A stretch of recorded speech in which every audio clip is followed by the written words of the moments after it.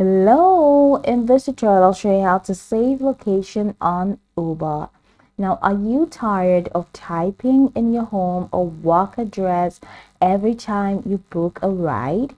I like it, the Uber lets you save your favorite locations so you can access them with just one tap. It is super convenient, and here's how to do it step by step. So let's get started.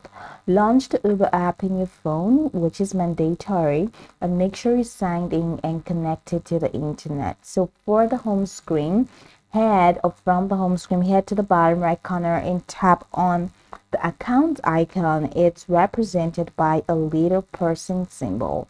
Now, inside the accounts menu, I'd like you to go ahead and click on settings. So now they're here inside the accounts menu. Just go ahead and tap in settings. This is where you will find your location preferences. So if you have added a home or work, you're definitely going to find them here. So what you're going to do to save a new location, just go ahead and click on add home or add work. So let's go ahead and start with home. So click on add home, then search for an address, select a location from your recent rides or drop a pin on the map and choose your preferred home and pick the location that you want to save.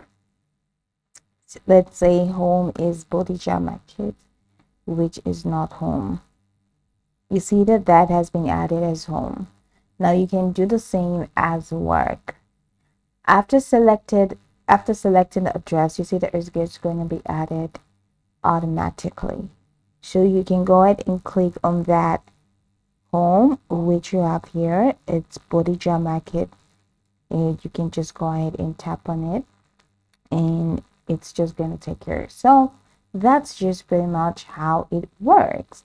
So if your account supports it, you can you can be asked to name the location, which you can label it to anything you want, like James School's house or favorite cafe. I wasn't prompted to do that, and because it just added automatically for me. So that's how you can save a location in Uber app, either home or work. It's the same process.